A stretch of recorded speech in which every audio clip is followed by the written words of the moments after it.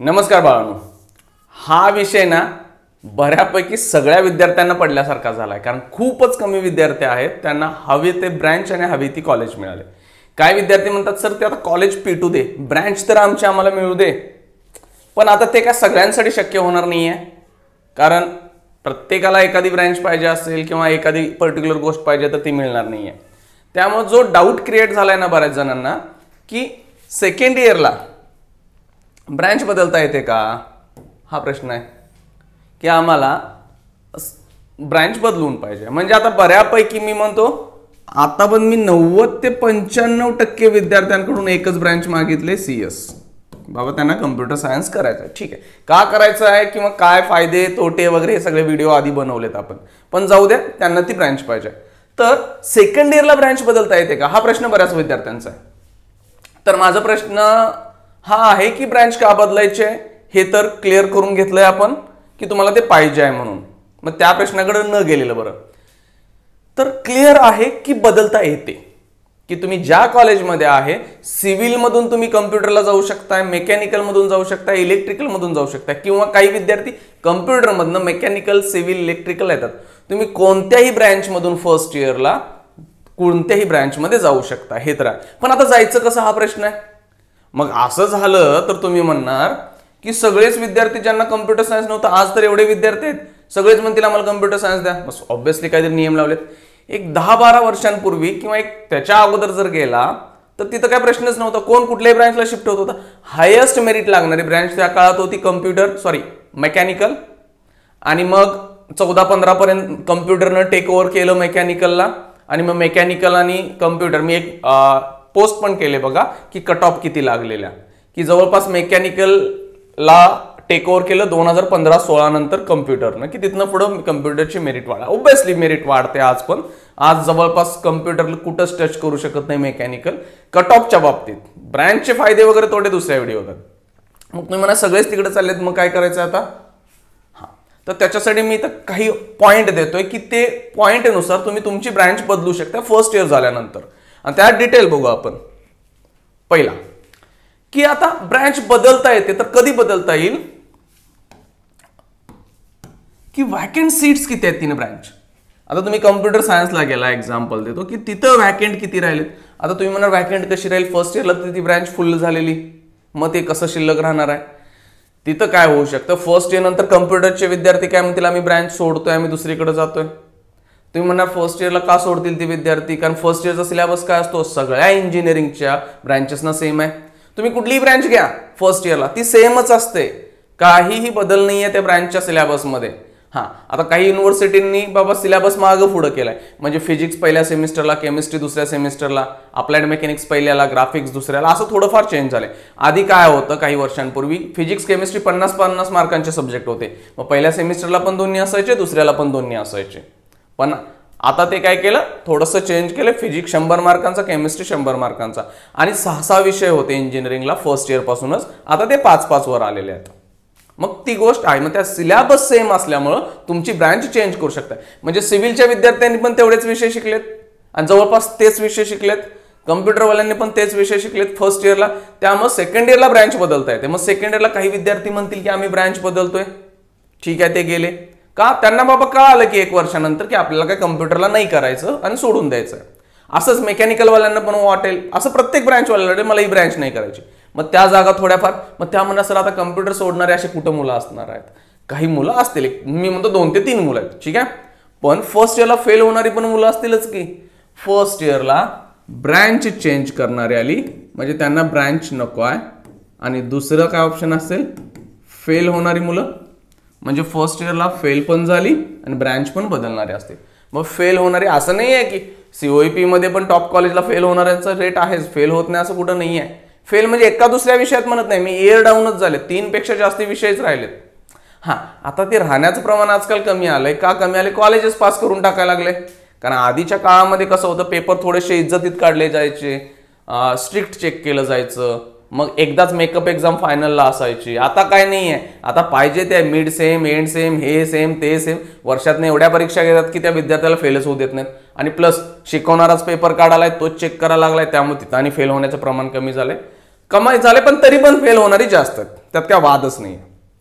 मग ह्या 2 केसेसमुळे सीट शिल्लक राहिल्या. ह्या सीट बाबा त्या भरल्या जाऊ शकतात सेकंड इयरला. आता ह्या सीट कशा भरल्या जातील सेकंड इयरला? डायरेक्ट सेकंड इयरची म्हणजे जी डिप्लोमा केलेले विद्यार्थी आहेत ना ते येणार आहेत, आता त्यांच्यासाठी 10% कोटा एक वेगळा असतो, म्हणजे त्या एक्स्ट्रा सीट असतील त्या पण भरल्या जातील आणि ह्यातल्या पण शिल्लक भरल्या जातील. पण ह्या ज्या शिल्लक राहिल्यात ह्या कुणासाठी दिल्या जातात की बाबा ब्रँच चेंज करणारे काही विद्यार्थी असतील त्यांच्यासाठी ह्या देतात. आणि ब्रँच चेंज करून ज्या काही जागा शिल्लक राहतात त्या डायरेक्ट सेकंड इयर म्हणजे डिप्लोमाच्या विद्यार्थ्याला दिल्या जाणार. हे तर क्लिअर आहे.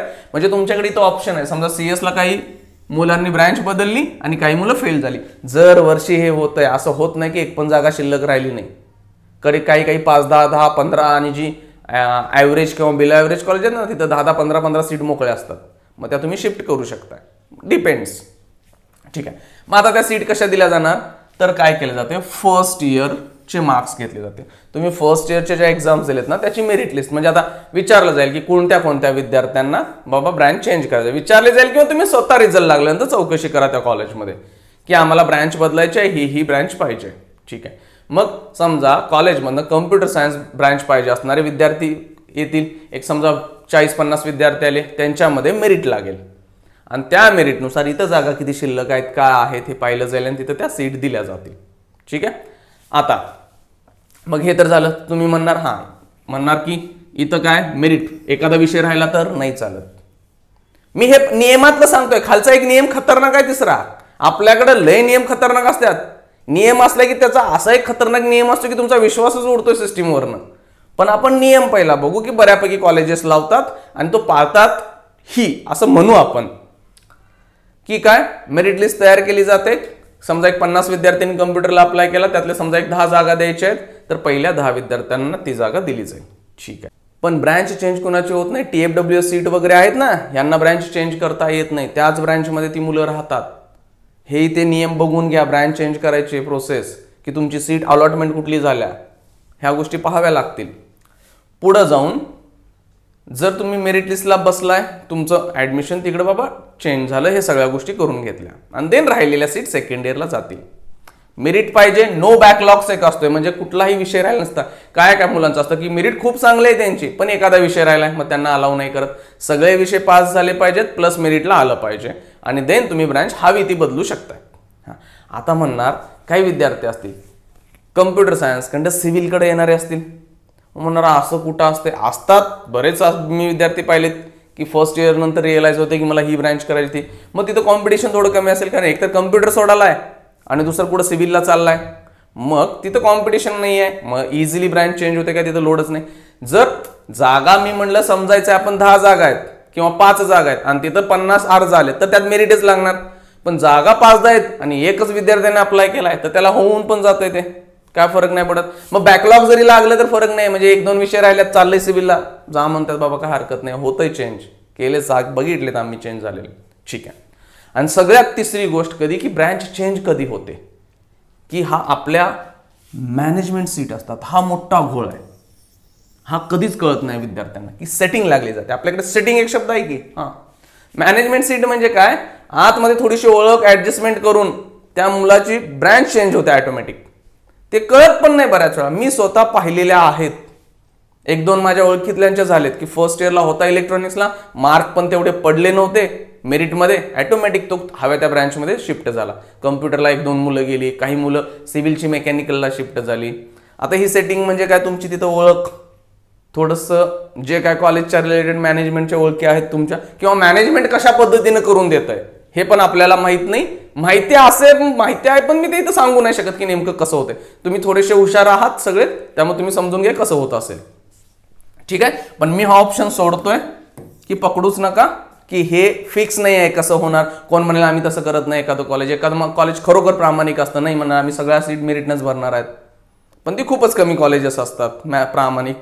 कारण आता तुम्ही ऍडमिशन प्रोसेस होईल ना, आता जसं जसं आज जाल तुम्हाला गोष्टी कळायला सुरू होत आहेत.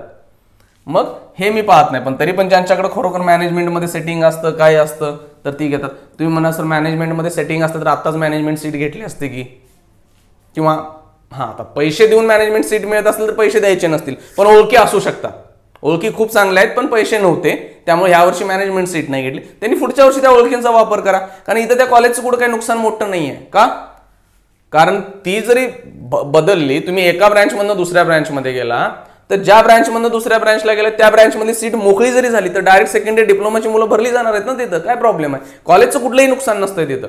त्यामुळे इथं थोडंसं सेट करून घेतलं तुम्ही तर इथं होऊ शकतंय, मेरिट जरी नसेल तर इथं होऊ शकतंय. पण मी सांगतोय ह्या जीवावर बसू नका, ह्याच्यासाठी खूप मोठे कॉन्टॅक्ट्स लागतात, इझिली होत नाही डोळे झाकून गोष्टी. मग ऑप्शन आहे हा बेस्ट तुमच्याकडं, चला स्कोअर करा. अजून एक चान्स देत आहे कॉलेज, म्हणजे बाबा तुम्हाला एंट्रन्स सीईटीला मार्क्स पडले नव्हते, हवी ती ब्रँच मिळाली नाही, थोडा अभ्यास करा आणि चला. ओके, मग हे ऑप्शन्स आहेत. हा ऑप्शन्सवर ठरेल की सीट किती राहिल्यात, त्याच्यानंतर तुमची मेरिट लिस्टमधून तुम्ही ट्रान्सफर व्हाल, नंतर थोडंसं एक जादू करा तुमची, जी आपल्या बऱ्याच ठिकाणी नेहमी चालत असते, ती जादू करा, ऑटोमॅटिक ब्रँच शिफ्ट होते तुमची. हां, पहिला थोडंसं सेट करून आताच बोलून घ्या, म्हणणार की आता काय बोलून घेऊ, आता मिळाले ते ब्रँच, ठीक आहे ती ब्रँच जरी आवडली फ्युचरमध्ये तर ती कंटिन्यू करा. किंवा आता एवढे मेसेज पडायला लागलेत मला की सर नाही मला तीच ब्रँच करायची नाही तर मी ड्रॉप घेतो, हे घेतो ते घेतो, त्यांच्यासाठी ऑप्शन आहे. कारण ड्रॉप जरी बाळांना तुम्ही घेतला ना तर तिथं तुम्हाला स्कोअर करायचा आहे, सीईटीला परत स्कोअर करून परत यायचं आहे. मग इथं स्कोअर करा की फर्स्ट इयरला तुम्हाला ड्रॉप घेऊन अभ्यासच करायचा आहे ना, अभ्यास करून स्कोअर करायचा आहे, मगच तुम्हाला मिळणार आहे, हे तरी मान्य आहे. मग तोच अभ्यास फर्स्ट इयरला करा आणि चला की पुढं, का लोड घ्यायला लागलाय. मग असू दे की तुमची ब्रँच खाली. हां, तुम्ही म्हणा सर आम्हाला एका कॉलेजमधून दुसऱ्या कॉलेजमध्ये जायचं आहे म्हणून ड्रॉप घेतोय, मग आता ती गोष्ट वेगळी आहे, पण सेम कॉलेजमध्ये शिफ्ट होऊ शकते हवी ती ब्रँच. मी काय म्हणलं, टॉप महाराष्ट्रातली 4-5 कॉलेजेस मिळत असतील तर ड्रॉप घेणं लॉजिकल आहे, कारण तिथली पॅकेजेस हायस्ट लेवलला पोहोचतात. पण ती 5-6 कॉलेज 4-5 जी कॉलेज आहेत मी जी ऑलरेडी नेहमी म्हणतोय ती सोडून जर उरलेली मिळतात तर ड्रॉप घेऊच नये, कारण ती काय जवळपास सगळी एका माळेचे मणी असल्यासारखे असतात.